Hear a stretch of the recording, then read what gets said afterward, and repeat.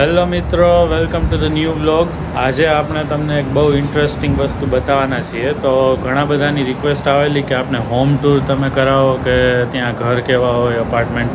તો અમે છે ને રેન્ટ ઉપર, ભાડા ઉપર રહીએ છીએ અને અમે છે ને અપાર્ટમેન્ટમાં રહીએ છીએ. તો તમને અમારું થોડું અપાર્ટમેન્ટ બિલ્ડિંગ બતાવશું અને કેવી રીતે હોય ને આખી વસ્તુ બધી સિસ્ટમ બતાવશું, કેટલું રેન્ટ છે અને શું શું ફેસિલિટીઝ એમાં મળે, તો એ બધી વસ્તુ તમને બતાવશું. તો ચાલો કરીએ શરૂ. જો આપણે આ બાજુ છે ને, બધી બાજુ આ બિલ્ડિંગનું એન્ટ્રન્સ છે અને અહીંયા છે ને જનરલી આ ડ્રાઈવવે છે, ત્યાંથી એન્ટર થઈને આ બાજુ આવવાનું અને ત્યાંથી એક્ઝિટ કરીને આ આખી એગ્લિંટન સ્ટ્રીટ છે આપણી. તો એ મિડ ટાઉન ટોરોન્ટો છે. આ મિડ ટાઉન એટલે કે સેન્ટર ઓફ ધ સિટી. આપણે જે બી ટોરોન્ટોથી જોતા હોય તો યંગ અને એગ્લિંટન એરિયા છે જે ક્રોસ સેક્શન, એ મિડ ટાઉનમાં છે. તો ત્યાંથી અમે જોઈએ છીએ. તો આપણે આ છે ને એ એન્ટ્રન્સ છે. એન્ટર થશું એટલે આ છે ને થોડું જૂનું બિલ્ડિંગ છે, તો આમાં લોબી ને એમ્યુનિટીઝ ઘણી બધી ઓછી છે. તો અહીંયા છે ને આપણે એન્ટ્રન્સ સિસ્ટમ છે અને અહીંયા તમને જોશો તો આ આખું છે ને કોન્સોલ છે. આમાં જે લોકોનું જે વસ્તુ કરવી હોય તો જો હું છે ને હમણાં દબાવીશ, આમાં કોલ આવશે એટલે આપણે જો તમને બતાવીએ. આ રીતે કોલ આવ્યો, આ ડોર ખુલી ગયો. હા, બાકી આ જૂનવાણી બિલ્ડિંગ છે તો આમાં ચાવી એ છે કે અહીંયાથી ખુલી જાય. હવે આ તમે જોઈ શકો છો, આ આપણે છે ને નાની એવી લોબી અહીંયા છે. આ આખું બિલ્ડિંગ છે ને એ રેન્ટલ બિલ્ડિંગ છે. એની બહારથી તમને દેખાતું હશે, જો કાર ઊભી છે ત્યાં. અહીંયા એક છે ને લાઉન્જ એરિયા જેવું રાખેલું છે, તો અહીંયા આપણે લોકો બેસી શકે, વેઇટિંગ એરિયા અને એ બધી વસ્તુ છે. અને આ બાજુ આગળ જાઓ ને તમે તો અહીંયા છે લોન્ડ્રી એરિયા છે. લોન્ડ્રીવાળો વિડીયો તો બધા જોયેલો જોશો, અમારી ચેનલમાં ફેમસ વિડીયો છે.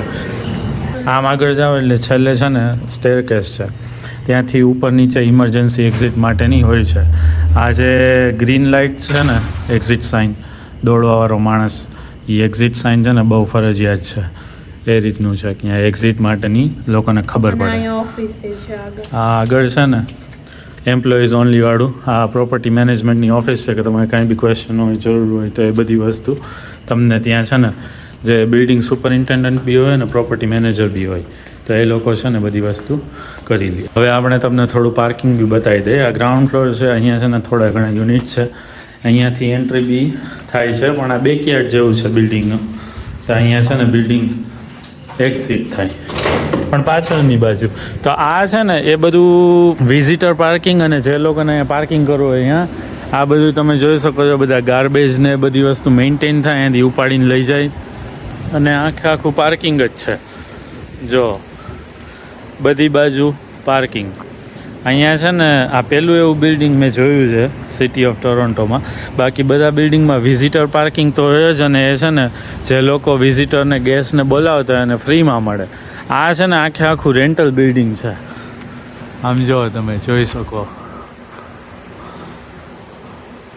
એટલે છેલ્લે સુધી છે ને આ રેન્ટલ બિલ્ડિંગ છે, અહીંયાથી લઈને ત્યાં સુધી. તો આખું રેન્ટલ બિલ્ડિંગમાં એ તમને આખી વસ્તુ હું સમજાવીશ કે કેવી રીતે અહીંયા સિસ્ટમ હોય. પહેલાં ચાલો આપણે જઈએ. હવે પાછળની બાજુથી અહીંયા આપણે છે ને એલિવેટરમાં એન્ટર થવાય છે.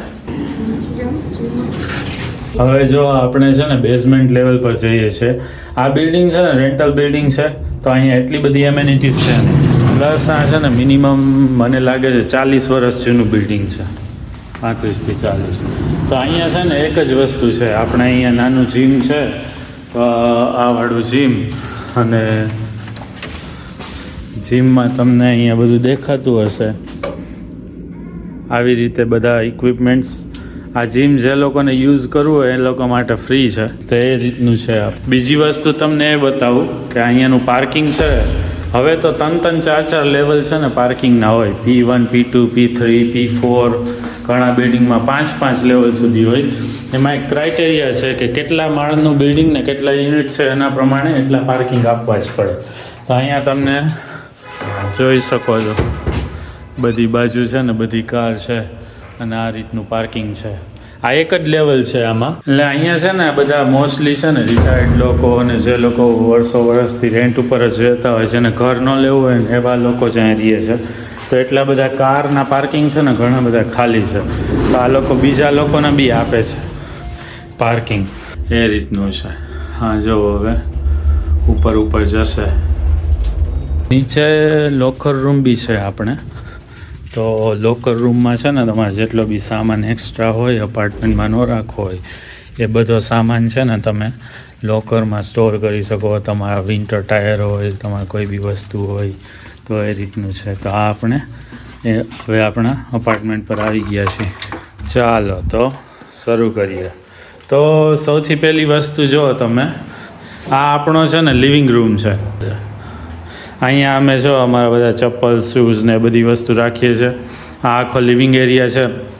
ટોટલ છે ને 750 થી 750 સ્ક્વેર ફીટનું અમારું અપાર્ટમેન્ટ છે અને આમાં 9 ફૂટની સીલિંગ છે. અને આ છે અમારો આખો લિવિંગ એરિયા છે. આ તમે અહીંયાથી આખું જોઈ શકતા હશો. આ રીતનો છે, બરાબર.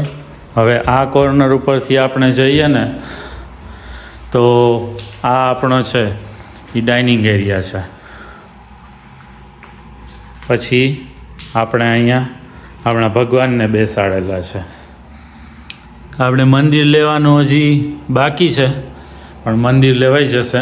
અહીંયા અમને 6-7 મહિના જ થયા છે. આ બધી બારી અને બધી વસ્તુ છે.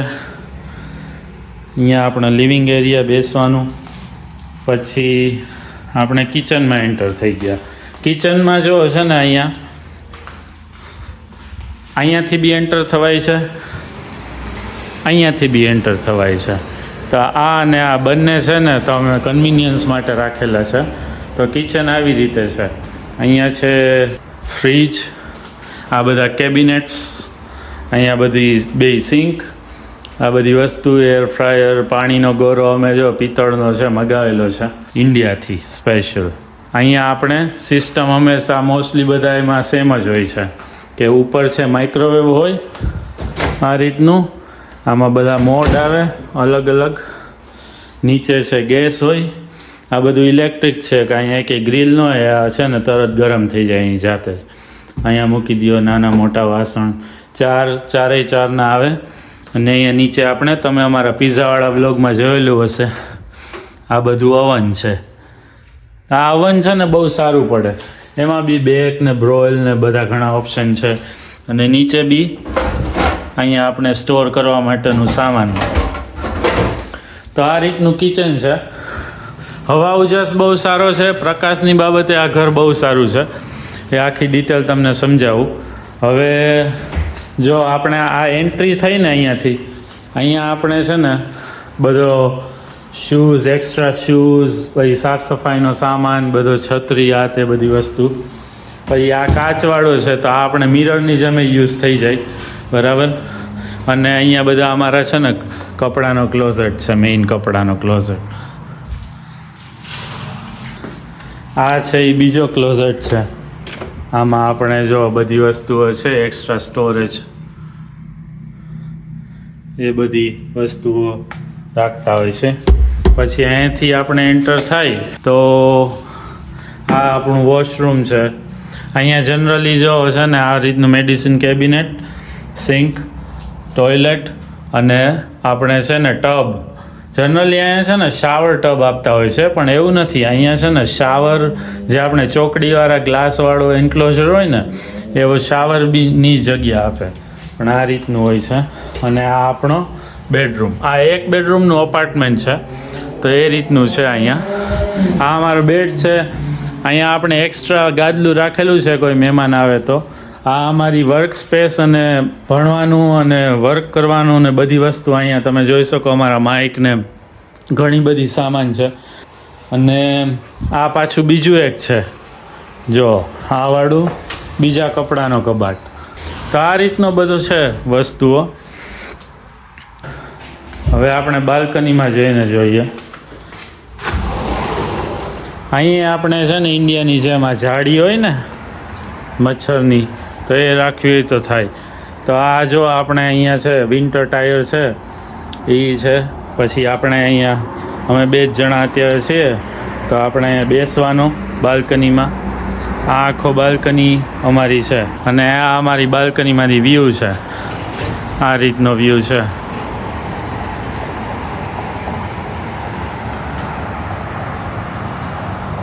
અમે 3જા માળ ઉપર રહીએ છીએ, તો અમારે બહુ ઇઝીલી અહીંયાથી છે ને બધી વસ્તુ, વાહનો ને આ તે બધું હલચલવાળું હોય વાતાવરણ, તો અહીંયા આપણે મસ્ત બેસીને છે ને આરામથી બધું થઈ શકે.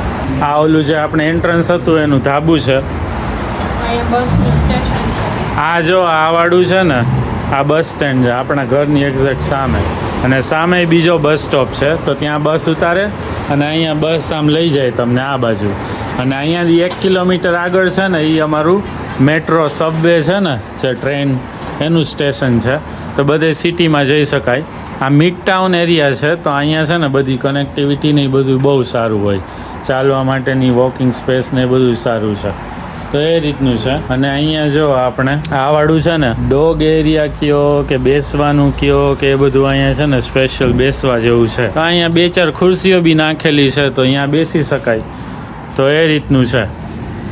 તો આપણે તમે વિચારતા હશો કે અહીંયા ભાડું ને એ બધી વસ્તુ શું ચાલે છે. તો અમે છે ને ટોટલ $2100 ભાડું આપીએ છીએ. અત્યારે કરીબ 63 રૂપિયા જેવો કેનેડિયન ડોલરનો ભાવ ચાલે. તો ટોટલ છે એ 1,30,000-1,32,000 જેવું ભાડું છે. પછી $100 આપણે ઇલેક્ટ્રિસિટી છે બિલ, પછી ઇન્ટરનેટ છે, તો $50 એનું થઈ જાય. તો એમ કહીને $22 એટલે 1,40,000નો ખર્ચો છે આ અપાર્ટમેન્ટમાં.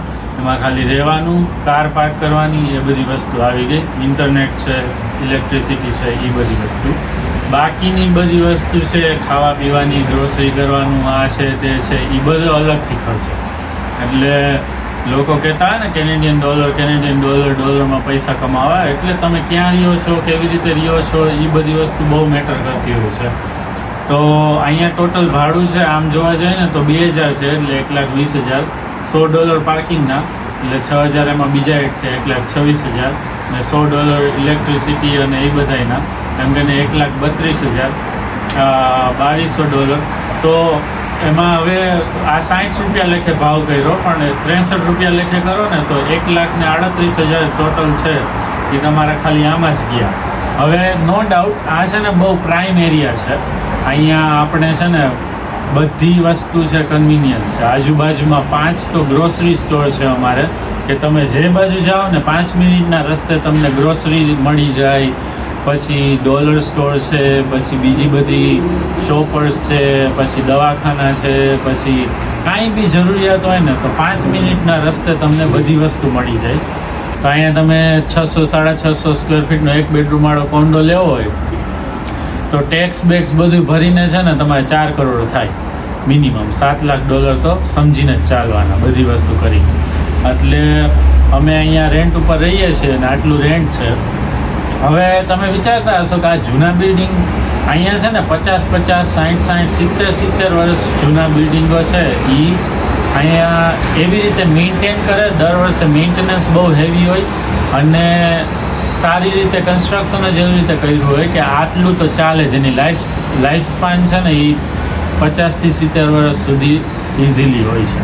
તો આ બિલ્ડિંગ 40 વર્ષ આરામથી 30-40 વર્ષની વચ્ચે મને લાગે છે. ઓલરેડી કન્ડિશન બહુ સારી છે. પ્લસ તમને જ્યારે રેન્ટ આપે ને તો એ લોકો આખું રેનોવેટ કરી નાખે, એટલે તમને છે ને કાંઈ બી બધી ફેસિલિટી મળે. અને આમાં જો કાંઈ બી તમને થાય ને તો નીચેથી બિલ્ડિંગ મેન્ટેનન્સવાળા બધી વસ્તુ કરી જાય, આપણો એક ખર્ચો નહીં, આપણો વાંક ન હોય ને તો.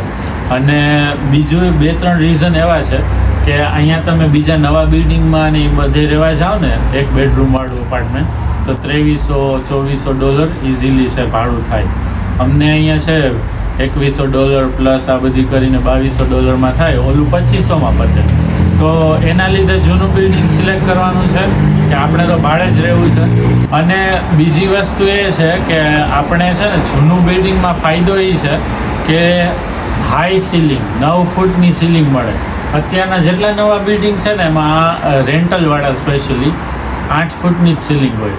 બહુ જવલે એવા મળે કે તમને લક્ઝરિયસ રેન્ટલ બિલ્ડિંગનો કન્સેપ્ટ નીકળ્યો છે ડાઉનટાઉન બાજુની બાજુ, ત્યાં અલગ હોય તો ભલે, બાકી 8 ફૂટની જ સીલિંગ અત્યારે નવા બિલ્ડિંગમાં હોય છે. આ અમારે 9 ફૂટની સીલિંગ છે. અને બારી ને બધી વસ્તુ છે ને ઘણી આખી ફેસ છે ને, બેડરૂમમાં 2 બારી છે, અહીંયા 3 બારી છે, તો પ્રકાશ, હવા ઉજાસ બધું જોરદાર. બાલ્કની પૂરેપૂરી મળે. અને અત્યારે એક બેડરૂમના બધા અપાર્ટમેન્ટ છે ને એ 550 થી 650 સ્ક્વેર ફૂટની વચ્ચે હોય. સારામાં સારા હોય ને તો 650 સ્ક્વેર ફૂટ. પણ જૂના બિલ્ડિંગમાં એક બેડરૂમવાળા અપાર્ટમેન્ટ છે ને એમાં સારું છે કે એમાં 700 થી લઈને 750, 800 સ્ક્વેર ફૂટ સુધીના તમને અપાર્ટમેન્ટ એક બેડરૂમના મળી જાય. જે અત્યારે નવા બિલ્ડિંગમાં 750 થી 800માં 2 બેડરૂમ આપે તમને, એટલે જગ્યા બહુ નાની હોય. તો આ જૂના બિલ્ડિંગના અમુક ફાયદા છે.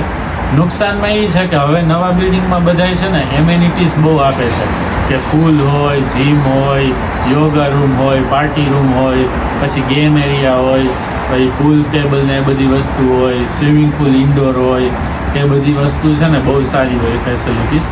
પ્લસ અપાર્ટમેન્ટમાં એક ફેરફાર હોય કે ફેન કોઇલ આપે તમને, તો છે ને ઉનાળામાં તમને એસીની હવા અને શિયાળામાં તમને હીટરની હવા. અહીંયા છે આ બિલ્ડિંગમાં એટલી સિસ્ટમ નથી.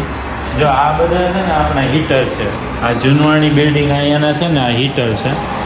આ વાળું આખું છેલ્લે સુધી છે ને એ હીટર છે, અને આ એનું ચાલુ કરવાનું છે, અને ફેરવો ને એટલે આમાંથી બધી હીટ આવવા માંડે. અને એવું નહીં કે આ બધું છે ને, જેમ કે આ અત્યારે તમને અવાજ આવતો, હવે આ હું બંધ કરી દઉં તો એરટાઇટ જેવું છે. ને આ છે 40 વર્ષ જૂની સિસ્ટમ, વિન્ડો સિસ્ટમ. આ પંચ વિન્ડો કહેવાય અને અહીંયાની ભાષામાં. અત્યારે તો એવી સિસ્ટમ આવી ગઈ કે છે ને તમને અવાજ હાવ ઝીરો આવે. ઇવન આ 30 વર્ષ 40 વર્ષ જૂનું છે તો એટલો તમને અત્યારે અવાજ નહીં આવતો હોય કાંઈ, તો અવાજ બંધ થઈ જાય. અને એરટાઇટ સિસ્ટમ હોય આમાં છે ને, એ તો મેઇન હોય, કારણ કે હીટિંગ એવી વસ્તુ છે કે શિયાળામાં -30 ડિગ્રી હોય અને આ તમે કદાચ 25 ડિગ્રી ઉપર કરી દીધું હોય તો તમે એમને ચડો પહેરીને આંટા મારી શકો. એટલી છે ને અહીંયા એવું છે. એટલે એ તો સેપરેટ ટોપિકની વાત છે. પણ આ જ અમારી હોમ ટૂર હતી. અમે રેન્ટ ઉપર રહીએ છીએ, અમારું કોઈ ઘર કે ઓન નથી કરતા અમે. તો જણાવો તમને કે આ હોમ ટૂર કેવી લાગી અને આ ઇન્ફોર્મેશનનો જે પીસ છે એ તમને કેવો લાગ્યો. બાકી આ વિડીયોને લાઇક કરી દેજો. ઘણા બધા લોકો છે તમે છેલ્લે સુધી જોતા હોય અને સબસ્ક્રાઈબ ન કર્યો તો સબસ્ક્રાઈબ કરી દેજો. 10 લોકોને શેર કરી દેજો. મળીએ નેક્સ્ટ બ્લોગમાં.